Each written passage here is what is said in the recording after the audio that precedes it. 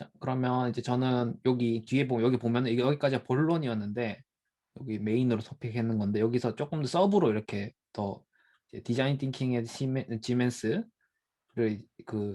여기 이그제큐티브가 이거를 왜 하게 됐는지 그다음에 이게 얼마나 이렇게 효과가 있었는지 이거에 대해서 뒤에서 조금 이야기를 하는데 요거를 어, 공유 드리고 그다음에 저희 아까 질문으로 돌아가도록 하겠습니다. 네. 여기 이제 이 이그제큐티브 스폰서라고 했던 이제 닥터 아르딩큐 뭐 이 사람이 이제 여기 어떻게 발음하는지 모르겠지만 이 사람이 여기 엄청 짱이래요. 이렇게 시니어 바이스 프레지던트 헤드 오브 CTO 지면서 여기서 이 헤드가 이제 그 여기 이 R&D 센터를 그런 공간이나 사람들이 일하는 공간이나 그러면 연구실 인력을 이제 만들 예산을 위해서 일단 협의를 해가지고 짜가지고 아래 세 가지 단계를 거쳐가지고 이 프로젝트가 가능할 수 있도록 만들었대요. 일단 첫 번째는 상하이 아이데오가 상하이 지부가 있거든요. 거기서 상하이 지부에 있는 사람들한테 컨택을 하고 그다음에 내부 이제 C레벨들이겠죠. 보통 뭐 CFO 뭐 아니면 뭐 일단 CHRO 뭐 이렇게 인사 담당자들이나 이런 사람들한테 이게 우리가 하는 게 이게 어떤 의미일지 이분이 조금 적극적으로 어필을 했대요. 대장이. 그래가지고 어느 정도 우리가 어떤 식으로 가야 되는지 그 방향을 협의하기도 했고 또 동시에 이게 그 지멘스 내부에 그런 그 아까 말씀드렸던 네 가지 프로젝트를 동시에 진행했다고 합니다. 이렇게 합의하면서 1번을 하면서 네 가지 프로그램 진행하는데 아이디어 3개, 3개는 스탠포드 디스쿨에서 그 엔지니어링 디자인 띵킹 전문가들과 함께 했다고 해요. 네, 그리고 이 프로젝트를 하면서 내부 DT 전문가들 이제 이 외부에서 고용한 전문가들도 있으면서 요 회사 이 GMS 내부의 디자인 띵킹 퍼스 전문가분들을 이제 어찌 보면 같이 이렇게 그 볼런티어 한 사람들 아까 그런 사람들을 가지고 이제 이 아이데오나 아니면 스탠포드 둘 중에 뭐가 더 효과가 있었는지 이렇게 봤다고 하는데 근데 여기에서 전반적인 이제 단어의 선택이나 이런 뉘앙스가 아이디어 이야기가 거의 없어요. 이제 스탠포드 리서치 센터 이야기들만 엄청 있거든요. 그래서 약간 스탠포드가 더 잘했는 것 같아요. 제가 생각에는. 나중에 이런 그 IDT 코치, 여기 회사의 내부 IDT 코치들이 스탠포드 디자인 리서치 인력들의 감독 아래서 더 많은 프로젝트 팀을 가르쳤다고 하거든요. 그러다 보니까 약간의 그런 괴리가 있었지 않았나. 뭐 아이디어에서 무슨 일을 했는지 잘 모르겠지만 저도 이게 좀 궁금해진 영역이긴 해요. 어떤 식으로 어프로치가 달랐는지. 네. 그렇게 이제 이 IDT, 인더스트리 디자인 띵킹, 그 이 산업에서 디자인 띵킹을 어떻게 잘 적용할 수 있을지 그거를 프로그램이 계속 이제 수정하고 반영하고 이런 거 계속 거쳐가면서 세 가지 문화적 과제들 아까 말씀드렸던 그거를 해결하기 시작했고 이제 이게 GMS 독일이랑 본사랑 그다음에 인도까지 이런 프로그램이 확장됐다고 합니다. 여기서 개발했던 그런 코칭 커리큘럼이 그렇게 해서 여기서 어느 정도 좀 특히 뭔가 지사에서 개발했던 프로그램이 본사까지 온다는 건 좀 굉장히 성공적이었다라고도 볼 수 있을 것 같아요. 제가 이제 다국적 기업에서 일하면서 지사에 있던 어떤 정책이나 어떠한 방향이 본사에 반영되는 게 사실 그렇게 쉬운 일은 아닌 것 같거든요. 그리고 인도라는 마켓도 R&D 센터로 굉장히 유명한데 거기까지 이제 지메스가 확장했다라는 거는 R&D 센터에서 일단 중국에서 어느 정도 효과를 거뒀다라고 볼 수 있는 것 같습니다. 자, 그러면 이제 제일 어찌 보면 힘든 거긴 하죠. ROI. 이제 디자인 띵킹에 이제 얼마나 투자 대비 효용이 있었는가. 이제 그거에 대해서 내부적으로 계속 측정을 했다고 해요. 근데 그 IDT가 적용된 범위, 이 디자인 띵킹으로 적용하려고 했던 그 프로젝트들이 구체적으로 뭔지는 나와 있진 않지만 이 지멘스가 가지고 있는 그 포트폴리오, 사업 포트폴리오, 기술 개발하거나 그런 헬스케어, 물류, 교통관리 이런 이 지멘스가 뛰어든 산업군 안에서 이 사람들이 하드웨어나 소프트웨어나 서비스 뭐 이런 마케팅 이런 다양한 그런 그 활동들을 이제 어떠한 새로운 활동들을 할 수 있을까? 이 산업에서 그런 것들 고민을 하는데 이게 산업 특성상 이게 그냥 우리가 쓰는 일반적인 그런 소비자용 제품이 아니라 특히 기업용 제품, 크고 약간 의료 제품 이런 것들을 많이 하기 때문에 이게 그 상용화에 시간이 꽤 오래 걸린대요. 그래가지고 제품 개발하고 안전성 테스트하고 뭐 이런 것들 하는데 뭐 1, 2년 만에 되는 게 아니라 좀 이렇게 뭐 7년, 8년 이렇게 긴 그 주기를 가지고 어떤 산업의 사이클이죠. 그런 것들을 봐서 당장에 이제 ROI를 보기는 힘들었다고 하긴 하지만 이거를 이제 어떤 식으로 일단 측정을 해야 되잖아요. 기업에서 뭔가 투자 활동을 하니까 이게 잘 되고 있는지 안 되고 있는지 이제 알아서 다음에 할지 말지 결정을 하려면 측정을 해야 되는데 그 측정을 지표를 이 코칭 팀, 스탠포드에 있는 사람, 아이디어 있는 사람들이랑 그다음에 그 이런 프로젝트를 하는 그 그 팀 리더들, 그러니까 중간 관리자 손든 사람들, 그다음에 리서치 하는 장들, 그 누구냐, 이 리서치 그 누구죠? 그 R&D 팀의 그런 그 헤드들, 이런 사람들이랑 같이 측정할 지표를 개발했다고 합니다. 뭘 측정하면 이 ROI를 측정할 수 있을까요? 사실 디자인 띵킹 측정하려는 굉장히 많은 시도가 있는데 여기서는 어떤 걸 했을까? 뭘 했을까요? 뭘 보고 이거 디자인 띵킹 ROI를 볼 수 있었을까요? 읽어보지 않았는데 네. 제가 제 짐작하건대 협업을 통해서 결과물이 도출되어진 숫자? 오, 1번에 나옵니다. 오.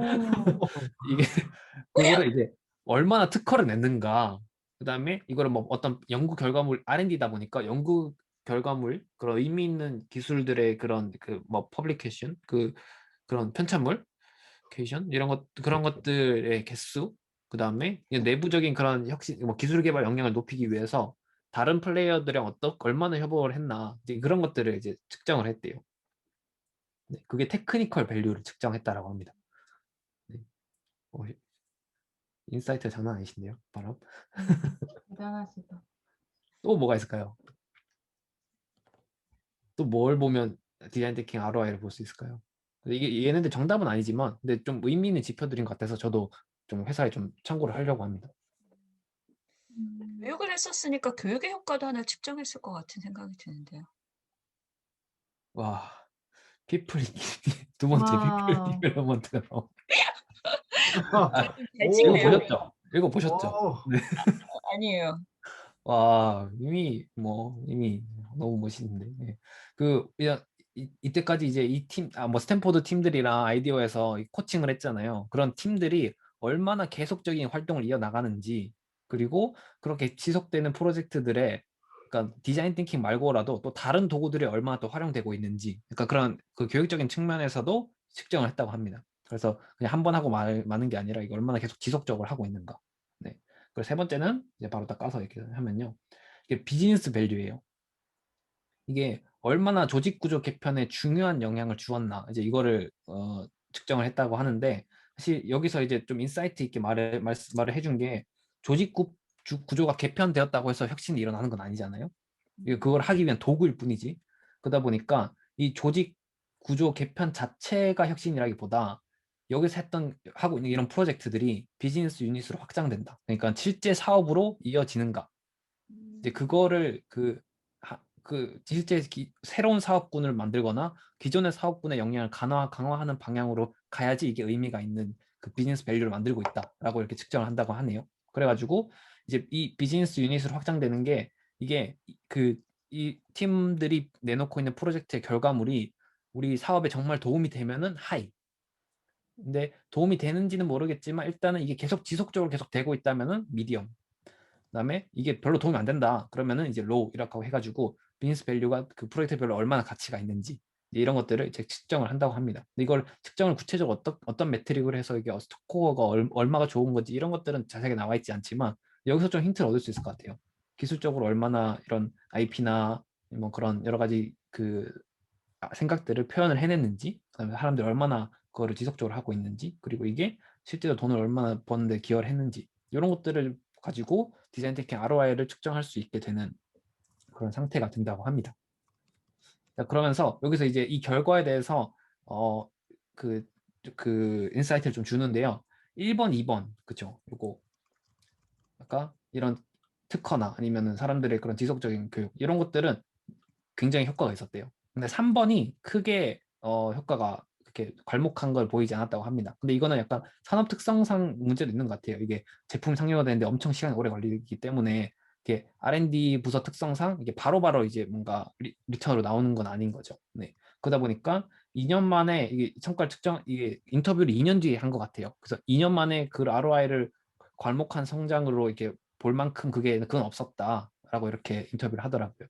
그래서 이제 디자인 띵킹에서 말하는 디자이어빌리티, 사람들이 필요한가, 피자빌리티, 이게 만들어질 수 있는가, 바이어블한가, 이게 정말 뭐 재무적으로나 아니면 고객적으로나 지속 가능한가, 이런 것들을 이제 이런 모든 지점을 충족시키는 고객의 숨은 욕구를 발견했다고 하는 게 디자인 티킹 프로젝트 하면 보통 이런 걸 발견하는 거잖아요. 근데 그거 발견한 것 이꼴 새로운 제품 포트폴리오에 연결되는 건 반드시 연결되는 건 아니다. 이게 뭔가 그 뭐라고 하죠? 필요 조건? 항상 헷갈린다. 문돌이라서.